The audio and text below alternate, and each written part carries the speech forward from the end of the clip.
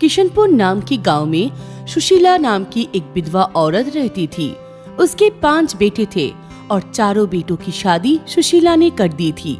बहुत साल बीत जाने के बाद भी उन्हें एक भी संतान नहीं हुई थी। सुशीला की एक और बेटा यानी छोटा बेटा था जो विदेश में पढ़ने गया था और वहाँ लव मैरिज करके वहीं बस गया था।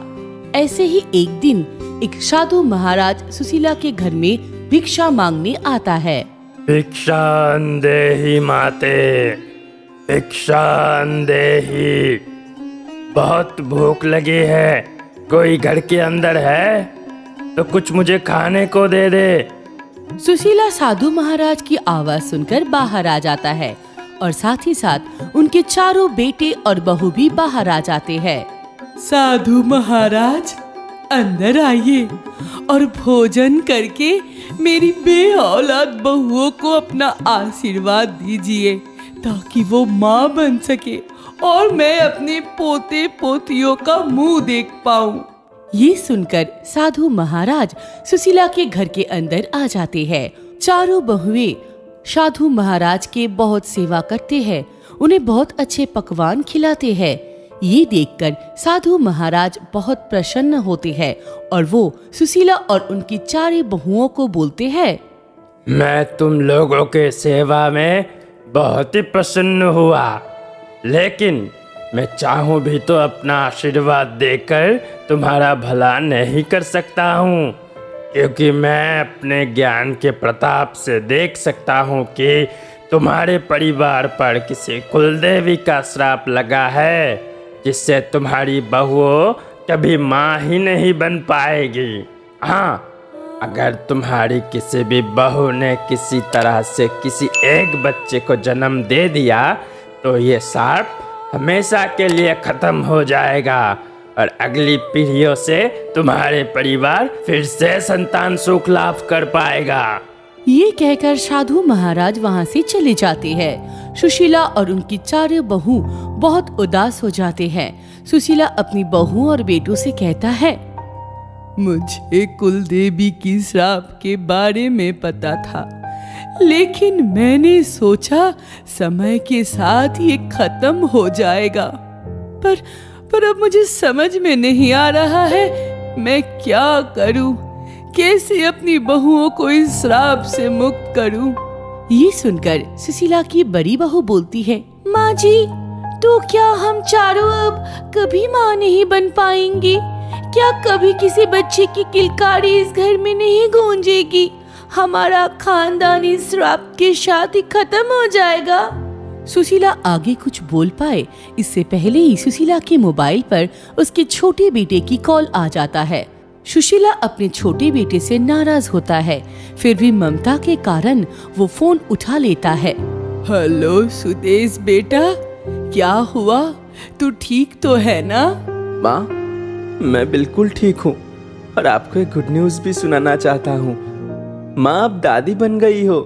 आपकी छोटी बहू ने एक प्यारी सी बेटी को जन्म दिया है। माँ, मैं पापा बन गया हूँ। सुशीला ये सुनकर बहुत खुश हो जाती है और उसकी आंखों से खुशी की आंसू बहने लगते हैं। सुशीला की आंखों से आंसू बहते हुए देखकर चारों बहू और बेटे परेशान होकर सुशीला से पूछते हैं, माँ जी, क्या हुआ? आप रो क्यों रही है? हाँ माँ, आपके आंखों में आंसू क्यों? ऐसा क्या बोल दिया सुदेश ने? उसने कहा कि वो बाप बन गया है, मैं दादी बन गई हूँ। छोटी बहू ने एक प्यारी सी बेटी को जन्म दिया है। ये बात सुनकर सुशीला की चारों बहू और बेटे बहुत खुश हो जाते हैं और सुदेश उसकी पत्नी और उसकी बेटी को घर बुलाने के लिए कहते हैं। माँ जी, फिर तो हमें उन तीनों को घर बुला लेना चाहिए। उनसे कहिए ना कि वो हमारे साथ यहाँ आकर रहे। कम से कम इस तरह हमें उस नन्ही बच्ची के साथ खेलने की, उसे पालने पोसने की मौका तो मिलेगा। सुशीला भी अपनी इकलौती पोती का मुंह देखने के लिए काफी उत्साहित था, इसीलिए वो अपने बेटे, उसकी पत्नी के ऊपर सारा गुस्सा भूलकर उन्हें घर आने के लिए बोलता है। दरवाजे की घंटी बजती है। बड़ी बहू दरवाजा खोलता है तो देखता है कि सामने सुदेश अपनी नन्ही सी बेटी को लेकर खड़ा हुआ है। अरे देवर जी, आप आ गए, आओ अंदर आ जाओ। और छोटी देवरानी जी कहाँ है? वो नहीं आई आपके साथ? सुदेश बिना कुछ बोले ही अपनी बेटी और सामान लेकर अंदर आ जाता है, सोफे पर बैठ जाता है। तब तक सुशीला और उनके चारों बेटी बहू भी वहां आ चुका होता है। सभी लोग सुदेश की नन्ही सी बच्ची को बहुत प्यार करने लगते हैं, बारी बारी से गोद में उठाकर बहुत लाड प्यार करते हैं। लेकिन सुशीला को अपनी बेटी की खुश चेहरे में कुछ उदासी दिखती है। वो अपने छोटे बेटे से जाकर पूछती है, बेटा सुदेश, बहू कहाँ है? वो नहीं आई तेरे साथ? मुझे तेरी बहुत चिंता हो रही है। क्या बात है, मुझे बता बेटा। सुदेश अपनी माँ को गले लगाता है और रोने लगता है। सुदेश को रोता हुआ देखकर उसकी माँ की चिंता और भी बढ़ जाती है। वो सुदेश को गले लगाकर उसे दिलासा देती है और फिर पूछती है, बेटा क्या हुआ है, मुझे बता। इतना साल दूर रहा लेकिन हमारे दिल से तू कभी भी दूर नहीं था, और तुझे ऐसा देखकर मुझे बहुत चिंता हो रही है। तेरे साथ क्या हुआ है बेटा? माँ, आपकी छोटी बहू आपकी पोती को जन्म देते ही भगवान को प्यारा हो गई थी, और ये बिन माँ की बेटी को अब मैं कैसे पालूंगा? मैं अपने सुनैने के बिना कैसे जिंदा रह पाऊंगा माँ? ये कहकर सुदेश फिर से रोने लगता है। सब लोग ये सुनकर बहुत दुखी हो जाते हैं कि इस फूल सी मासूम बच्ची की माँ अब इस दुनिया में नहीं है।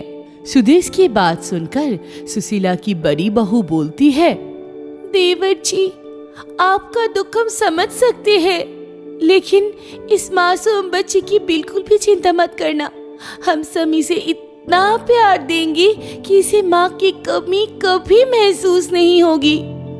सब लोग सुदेश को इस बात का विश्वास दिलाते हैं कि उसकी बेटी का ख्याल वो सब मिलकर बहुत ही अच्छे से रखेंगे। माँ, अब तक मैंने अपने बेटी का कोई नाम नहीं रखा है, आप लोग ही कुछ अच्छा सा नाम रख दीजिए उसका। सुशीला दूसरे दिन ही साधु महाराज को बुलाती है और वो अपनी पोती का नामकरण करते हैं। सब लोग उस बच्ची को लेकर साधु महाराज के सामने बैठे होते हैं। बड़ी बहू अपनी गोद में लेकर साधु महाराज से बोलते हैं, साधु महाराज, हमारी फूल सी इस बच्ची की कोई प्यारी सी नाम रख दीजिए ना, ताकि इसका भविष्य बहुत अच्छी से बने। इस बच्चे का नाम होगा दिव्यांशी।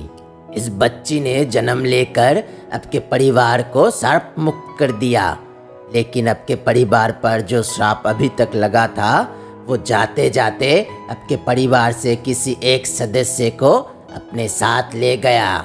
इसलिए ये बच्ची दिव्यात्मा का अंश है और अब ये दिव्यांशी है। दिव्यांशी नाम सुनकर सब बहुत खुश हो जाते हैं।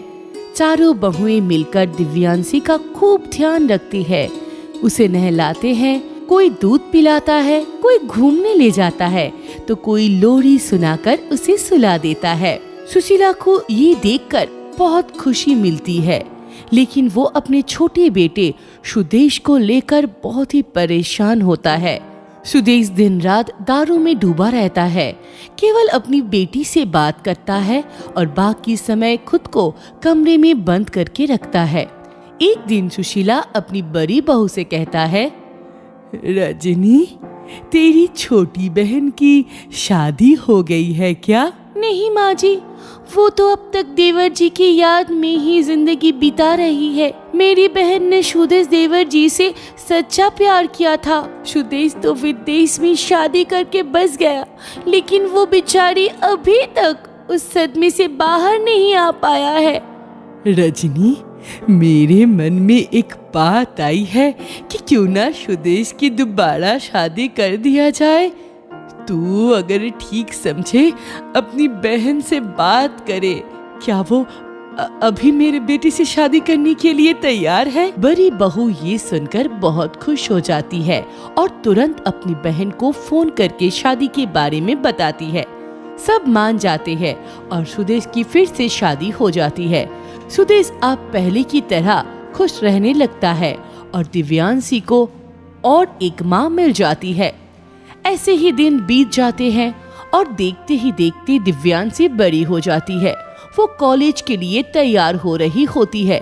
तभी उसकी पांचों माँ उसके सामने अपनी अपनी पसंद की 5 लड़के की फोटो लेकर आते हैं। दिव्यांशी, ये देखो, मैंने तुम्हारे लिए कितना अच्छा लड़का पसंद किया है, एकदम सोना है। अरे दिव्यांशी, उसको छोड़, ये देख, मैंने कितना मस्त लड़का देखा है तेरे लिए, एकदम हीरो है। इन तीनों की बात में एकदम गैर मत करना।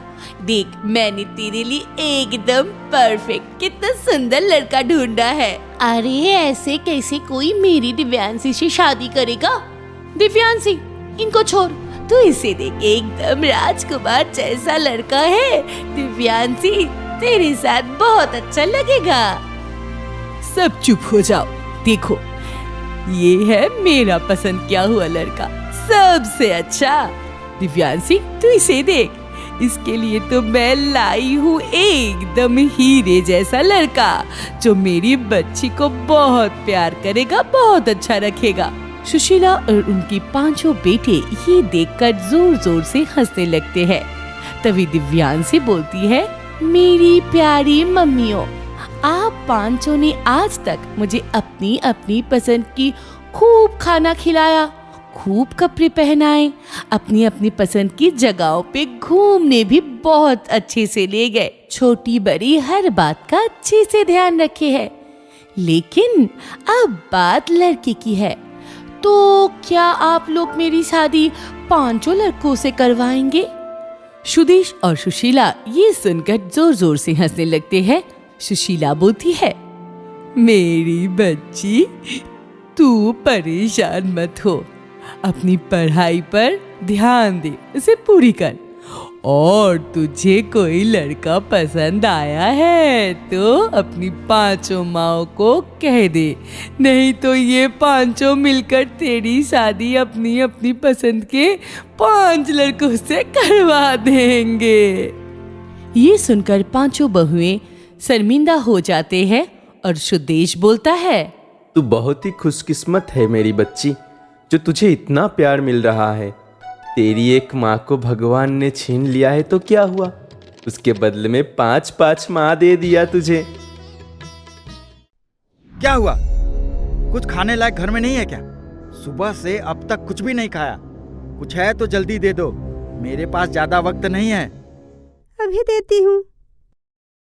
कल का थोड़ा सा बासी भात था, उसमें नमक मिर्च डालकर दिया है। अपने लिए कुछ भी नहीं रखा है क्या? अगर रखा है तो वह भी मुझे दे दो, इतने में मेरा नहीं होगा। सच? और नहीं है, और रहता भी तो तुम्हें ही दे देती। क्यों नहीं है? सब कुछ खा लेती हो क्या? कुछ काम धंधा करके मेरे खाने पीने का इंतजाम नहीं कर सकती हो क्या?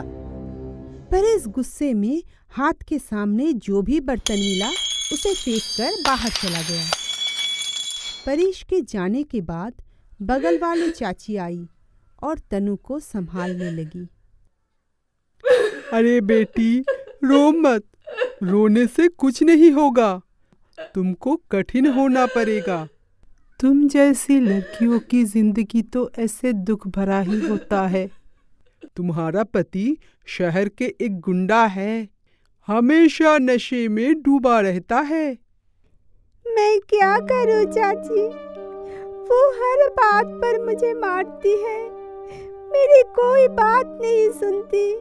ये सब लड़का ऐसा ही होता है। सुन, उसे पुलिस की धमकी दिया कर, इससे शायद वो तुझ पर अत्याचार करना कम कर दे। मैं चलता हूँ, कोई जरूरत पड़े तो मुझे बुलाना। चाची चले जाने के बाद तनु पिछली घटना के बारे में सोचने लगी।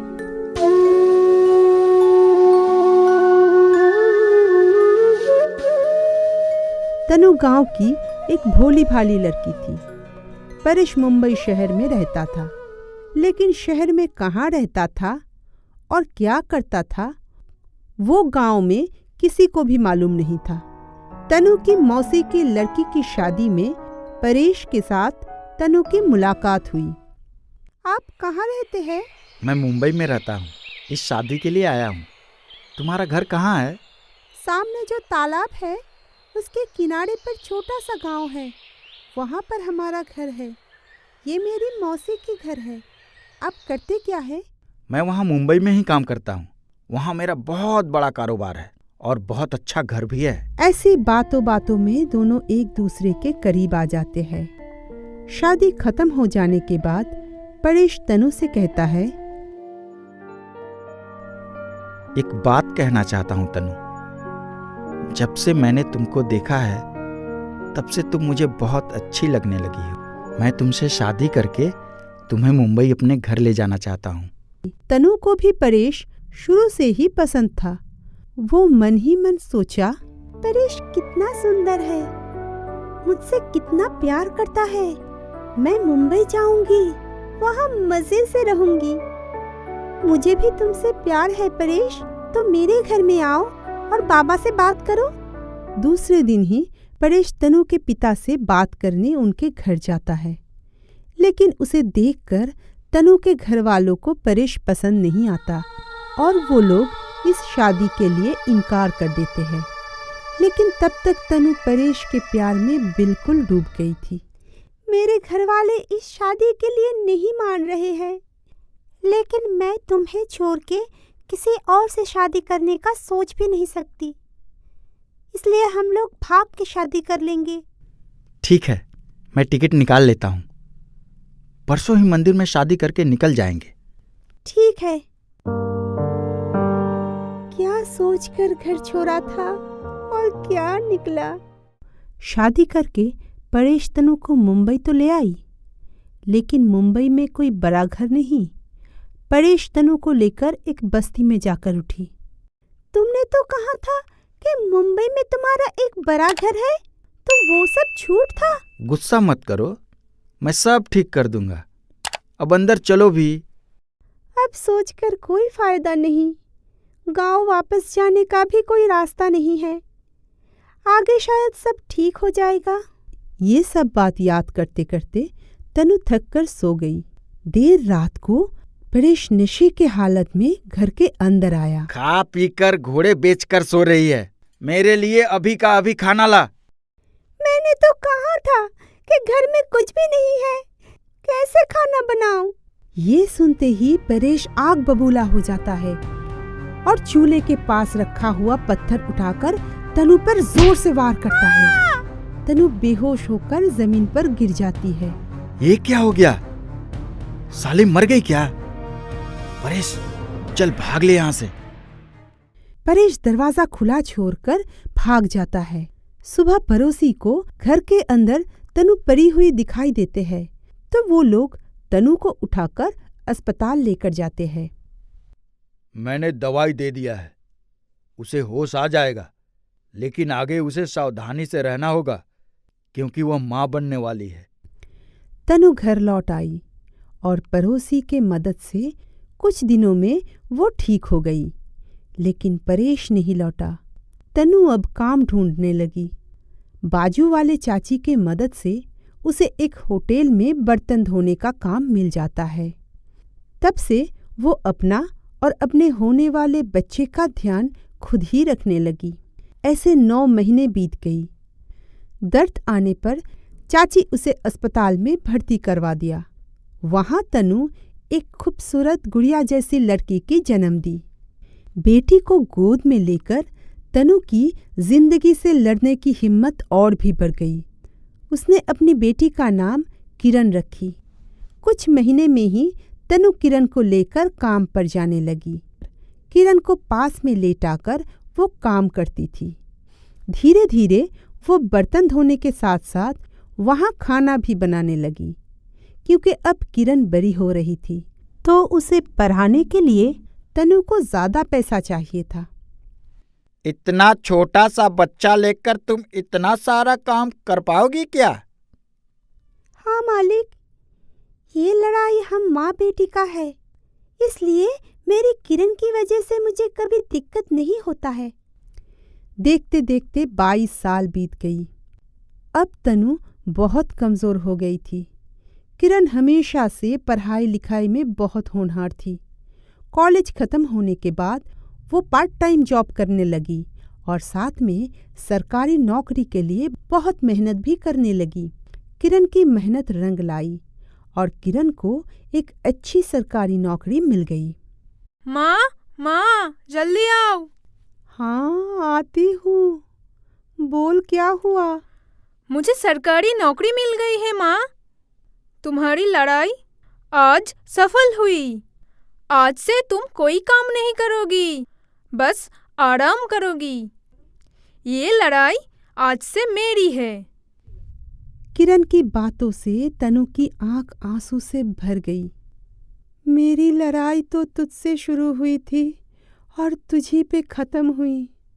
मुझे बहुत गर्व है कि तू मेरी बेटी है।